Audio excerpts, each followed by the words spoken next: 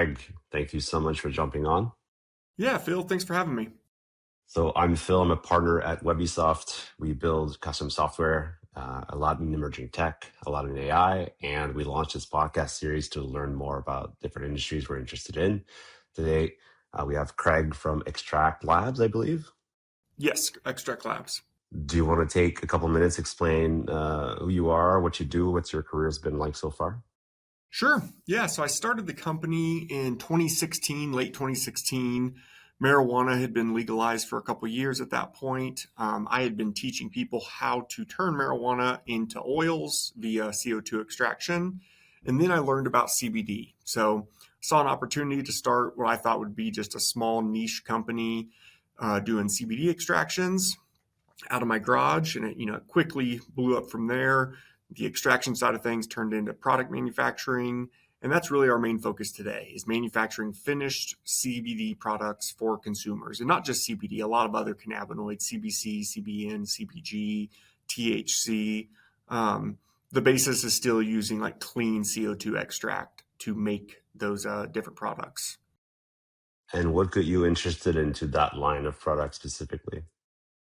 Well, I'd gotten out of the military in 2006, went to college for engineering, bachelor's and master's in engineering. And during that time, I had seen documentaries on cannabis, about to become legalized. And then cannabis became legalized, at least in California, Oregon, and Washington, Colorado.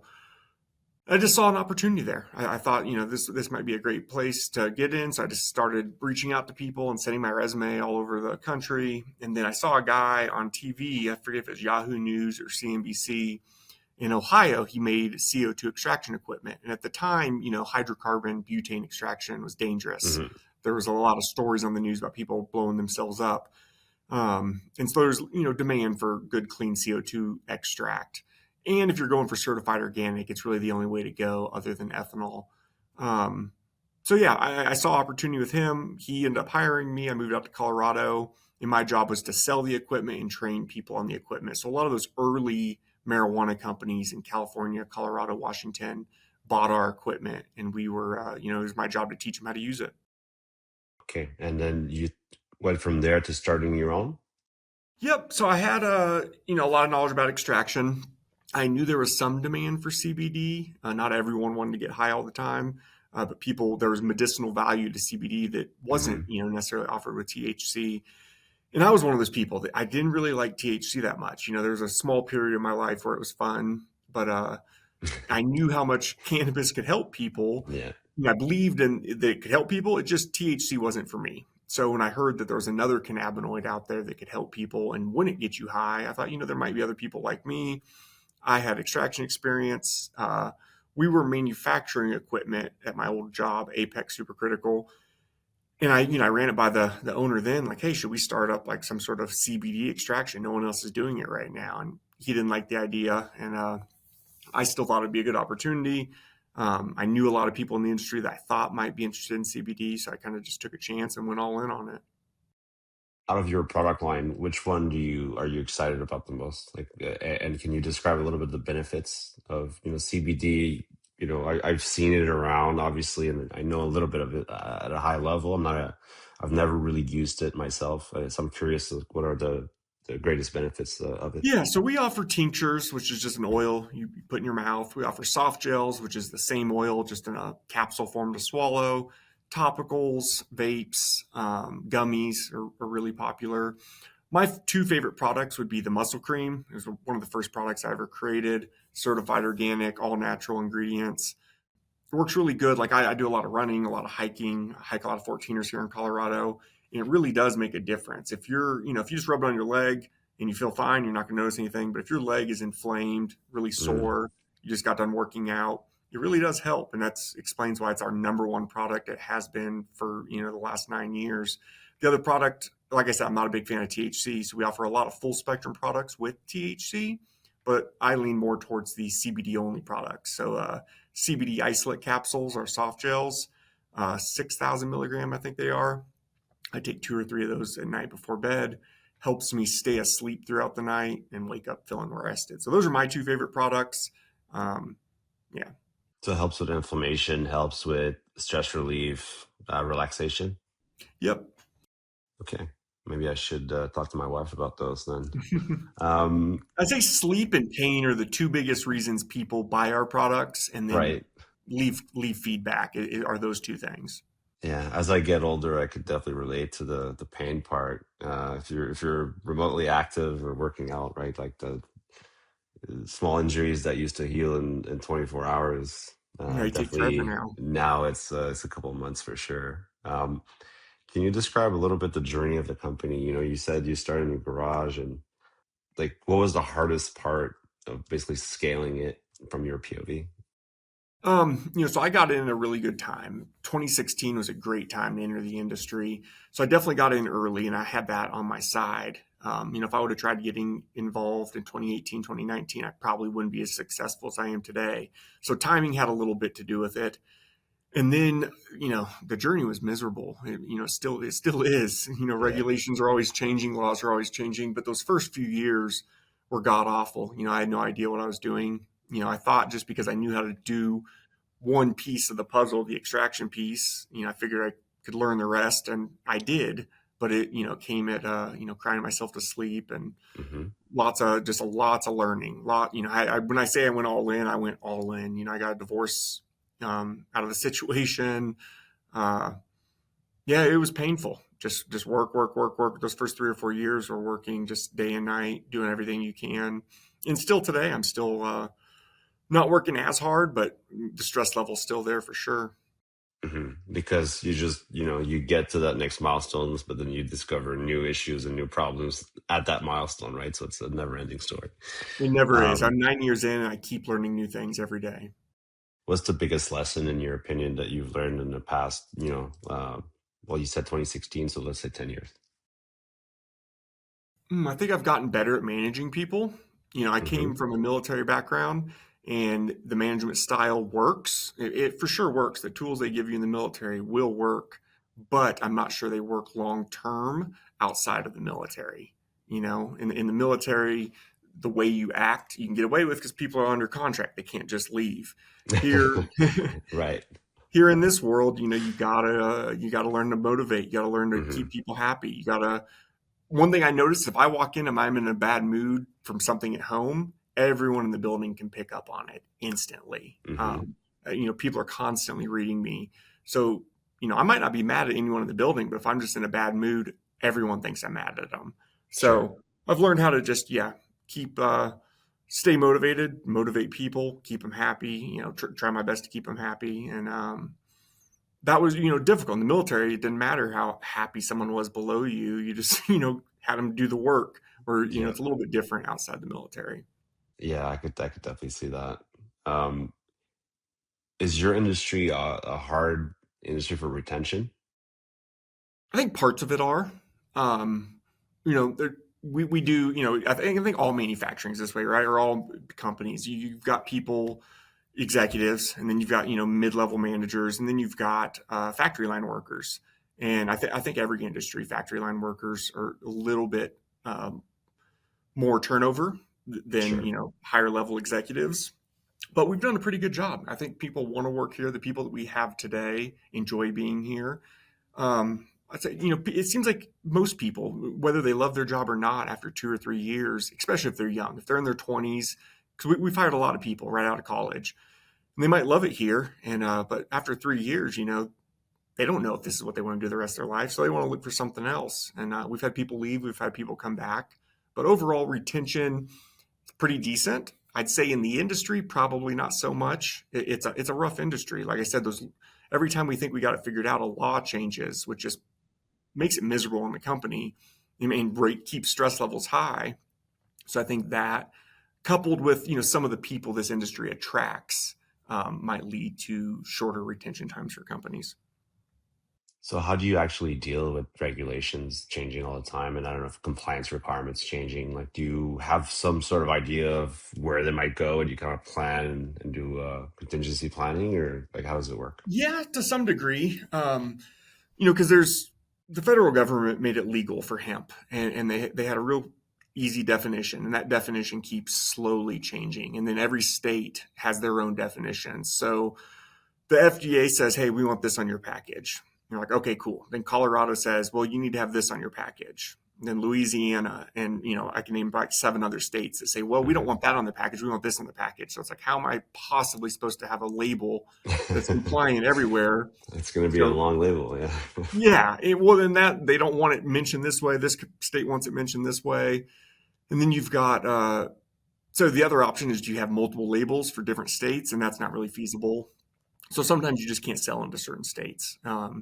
And then the federal government now is changing that definition of hemp. They're talking about getting rid of all THC, which pretty much would eliminate all full spectrum CBD products on the market today. I think Forbes or New York Times referred to it as industry extinction event that's supposed to happen next November. So we think it's going to get you know turned over, turned back, repealed. I don't know what the definition or what you call it when something gets signed into law by the president, but then they take it back.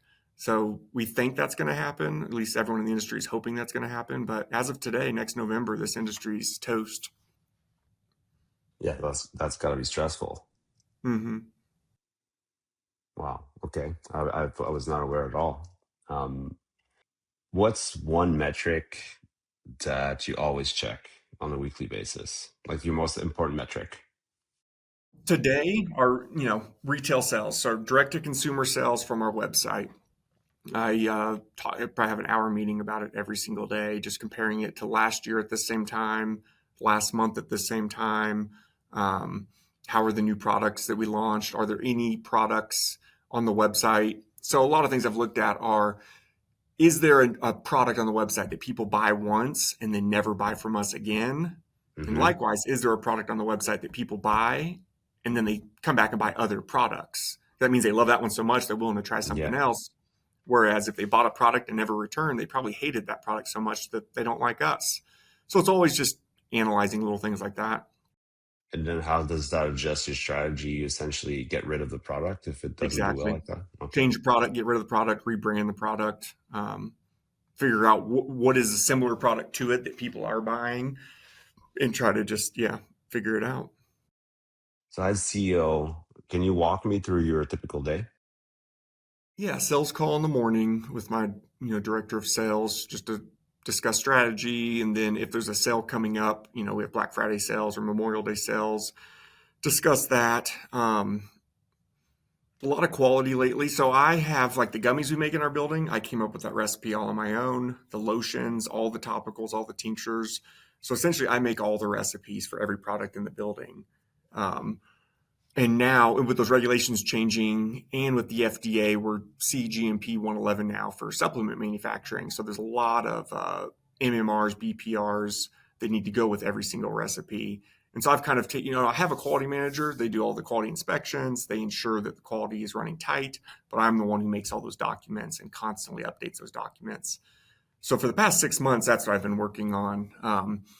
And then a lot of marketing. I sit down with our graphic design people. We're launching some new drinks in the next couple weeks. We've got some new vapes we're launching. So I help with a lot of design work too. About the only thing I don't do is actual like shipping. I help in the shipping department, but not that often. And if someone downstairs in the gummy room or the equipment breaks down, I'm usually down there to help out. Nice.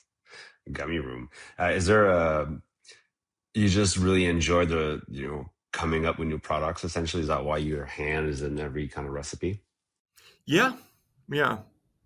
I do enjoy it. That is, I always ask myself what are my strong suits, and they Hmm. change year to year depending on the environment. But I've always enjoyed making the products, having it, tasting the products, making sure the oil we're getting is up to par. Make sure the color of the topical looks just right. I don't want it looking dingy and yellow. And yeah, I really love the manufacturing side. What's the next step evolution for the company? Assuming obviously that November doesn't happen and, you know, goes back to scale. What needs to happen next for you to get to that next level? All the people in my industry, all the companies similar to me, we all saw insane growth between 2016 and 2020. And then between 2020 or 2021 and now, it's been a steady decline. Mm. Um, we've managed to pull the nose up this past year. Like I said, I've been highly involved in manufacturing, highly involved in new product launches, new unique products. A lot of people have CBD products, but we have a lot of various other cannabinoids. So we're pulling that nose up. Things are looking good for us, unlike a lot of our competitors right now. Things are not looking good. So, a year ago, I was really wanting to just sell this company and, move on to something else. But now I'm starting to get a second wind, I guess you could say. I'm starting to find some energy, like starting to see a little bit of that success again and winning. So assuming we don't get shut down next November, then my goal is to, keep growing the company. Maybe these people that were much bigger than us in 5 years will be bigger than them and we'll be a true success story.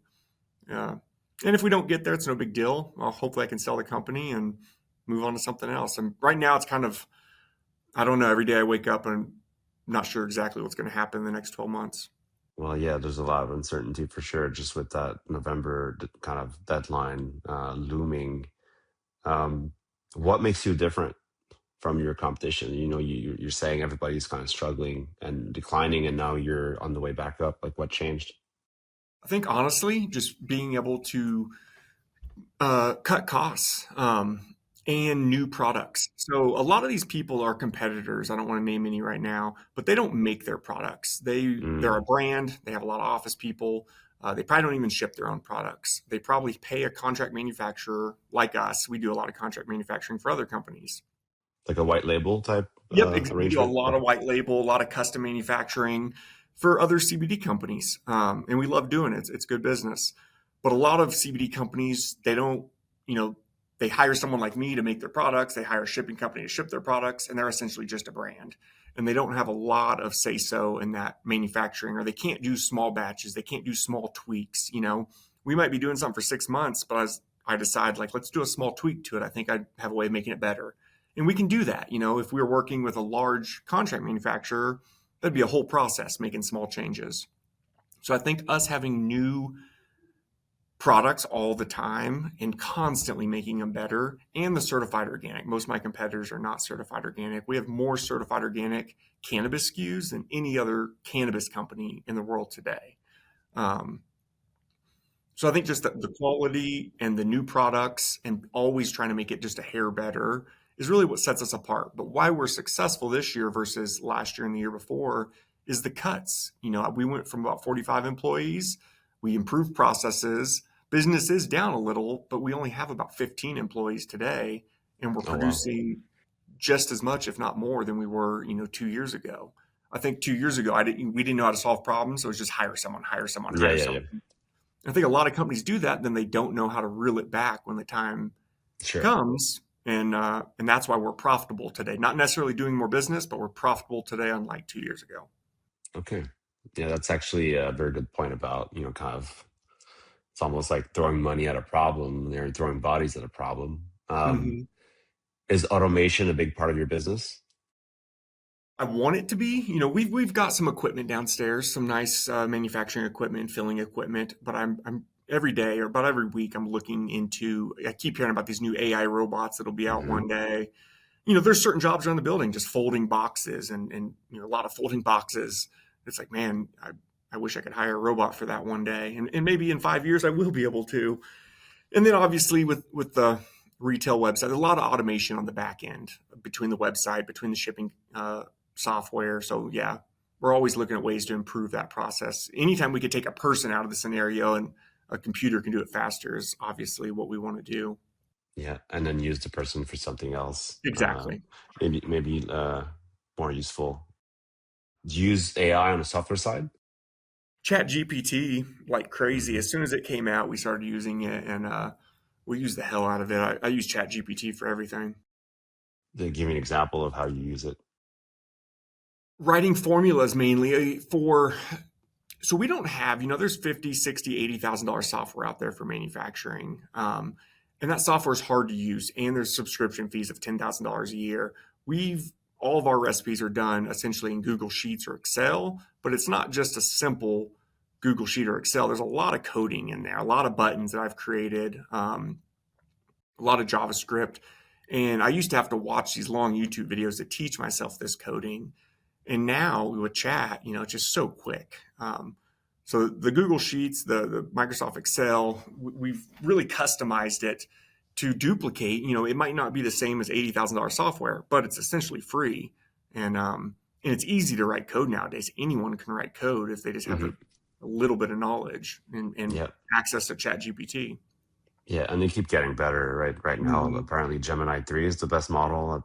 I've dabbled with it. I'm not the biggest AI for code power user in the company. Obviously, everybody on my team like has different preferences. Like I know a lot of the guys use Cursor, for instance. Claude also is quite good, but it's an arms race, right? So like every couple of weeks, there's a new model that comes Yeah. out that beats the other, and then it's just going to keep getting better. Have you tried anything else than ChatGPT, or just you kind of stuck with Yeah, mainly Chat GPT. I think I if it discovered that. works, right? Why Yeah. change? I think if I was doing more high level stuff, there's probably a lot better stuff, but it meets my demands. And we've used it around the office, like we used to pay these outside developers to connect Make to our HubSpot system, to our workflow. And now my guys in-house can do all that stuff themselves, all that coding, connecting all of our different things together. So it's nice. We've gotten rid of some outside contractors and just figure it out ourselves. Yeah, as long as they don't really vibe code it to a point where it's not maintainable. But if it, Right, right. small connectors, No, it's a absolutely. learning curve for sure. Yeah, yeah, yeah. I mean, again, like if it's, the number of clients that come to us with like, hey, I built this MVP and Lovable or Vercel, can you take it over? And It's a the mess. answer is almost always no. Where do you see the most innovation coming in your industry? Like either, I guess CBD industry or maybe manufacturing in general. Like, do you see like a big change coming that you're quite excited about? I hope that one day, right now, there's the hemp industry, which is supposed to be nationwide, and for the most part, it is. And then there's, every state has their own individual marijuana industry, and Hmm. it's all the same thing. Just one has more THC than the other. It'd be nice one day if just there wasn't hemp industry and marijuana industry. It was just the cannabis industry, and we didn't have, and everyone was on the same page with Sure. regards to rules and regulations. And I just don't know when that's going to come. We thought it was going to come years ago, and it just hasn't come. And we keep thinking every year it's going to come, and now all of a sudden this new thing came out where it looks like it's going to hurt us even more. So I hope one day it comes, and if one day it does come and it becomes more regulated, and the FDA gives their stance on it, then we could get into bigger stores. We could work with big pharma. We could, there's lots of opportunity there. But right now, the fact that it's still semi gray area just keeps everyone at bay. Why do you think it takes so long for the industry to be kind of accepted into the mainstream, or at least like from a regulatory perspective, have like sort of clear view of, yeah, this should be allowed? Yeah, I don't know. I think everyone's just pointing fingers at each other, and yeah, I honestly don't know. I know, like the marijuana. Here I am saying I want marijuana and hemp to be combined. I don't think the marijuana guys like that idea. I think they're lobbying against us because we're taking business from them. Mm, Um, when in reality, they could. I don't know. And I'm guessing here. The hemp industry is open to everyone. The marijuana industry is a very hard industry to get into. Lots of money for those upfront licenses. So I don't know why those marijuana guys just aren't coming over to our side. Uh, yeah, I don't know, and why the FDA is not doing anything about it, and why the administration. There's always talk of they're going to do something about it, and they're just not. So I'm trying not to get my hopes up anymore. I'm happy with the way we're doing. If I can just maintain the way we're doing and not have to look for another job one day, then I'm good with then that. you'd be happy. Is Yeah, it hard in the US to get, I guess, all states to agree on something, right? Because even if there's a federal guideline, I assume every state has makes different up their own regulation, stuff. right? Yeah. Okay. So they have to be like a slow rollout of it, basically everybody agreeing, which is almost impossible, I guess, for something like this, right? It would take forever. It seems like it's impossible for just about everything in the government. Yeah. Well, you got a lot of states. We only have 10 provinces, so it goes faster in Canada, I guess, Gotcha. sometimes. Um, so I guess, this might also touch on that same subject, but if you could fix one inefficiency in your industry, what would it be? Mm, Probably just to quit. Yeah, yeah, just to make up their mind and establish something and quit changing it or attempt to change it every 2 years, 3 years. Right. Leave it alone for a Yeah. decade or so at The least. FDA comes here. We're FDA registered. They've been here. They've done inspections. But then even after the inspection's done, sitting in my office, they say, "You realize that we don't allow this, right?" And I'm like, "Yeah." I'm like, "So you're going to keep doing it?" I'm like, "Yeah." And they're like, "Okay, just make these few changes." It's like, All right. I'm like, "So is it allowed or not allowed?" Well, we have to tell you it's not allowed, but we're not enforcing that it's not allowed. Mm. Okay, so I hope tomorrow you don't start enforcing it because I'm screwed then. Yeah, so it's a very definition of a gray area in that case. Yeah, yeah. Does that also make it more difficult, I guess, for any kind of like banking setup and Oh all yeah. that? Yeah, I don't have access to PayPal. I don't have access to, I've been kicked out of Wells Fargo and Chase. My kids aren't allowed to have bank accounts there anymore. Because the early days when I did have bank accounts there and they found out what we were doing, they closed us down and now my kids can't even get bank accounts there anymore. Um, That's a bit ridiculous. yeah, Yeah. I married my wife. Her credit cards got canceled. Um, so there are credit cards out there we do use, and there are banks that we can use. And it's definitely, I feel like it's getting easier today. And maybe it's because this all happened to me back in 2016, 17, 18. But my PayPal ban still hasn't been lifted, so that kind of sucks. Well, PayPal is notorious about this stuff, right? Like once they ban, they don't It's really locked in they're forever. not known for their customer service. Let's just say that. But yeah, I'm forced to use. Yeah, you're right. Options are limited. I can't just go to any bank and look for investment. I'm always having to pay higher interest rates somewhere. It's always just some sort of deal I wish I didn't have to deal with. Yeah, playing on hard mode, I call it. Mm-hmm. Sometimes we do it to ourselves a little bit, but Yep. sometimes it's just the way it is. Um, what's on your roadmap for the next 5 years? Obviously, in an ideal world, that you're really excited about. Like, where would you like to see the company grow in 5 years? Like I said, a dream, and I'm not sure it's possible, would be to surpass some of our competitors. A few years Mhm. ago, we were real small. We've already passed up a few people, and a few people have gone out of business. And there's a few other really big companies that I've got my eyes on. And today, if I told anyone else this and I named the companies, they'd be like, "There's no way." But I think there is a way. 'Cause I see the way they're doing business. They've been losing money for a long time. They're not making the cuts. They're not downsizing. And honestly, if they don't do these things right away, I will surpass them in the next 5 years. Um, so that would be the ultimate dream. And second place to that would be just to find a good buyer for the company and or another company to merge with. So if November comes and things get really bad for us, I'm hoping there's another supplement manufacturer or cannabis company out there I can partner with to help weather the storm. Well, I hope it happens. I mean, that certainly sounds possible, especially since you seem to say that you controlling kind of the full cycle of things, right? From ideation all the way to shipping, make gives you a competitive advantage, right? Mm-hmm. Compared to Yep. so maybe that's the key. And then obviously, if you can add in AI and automation to the mix and scale without necessarily uh, having to hire.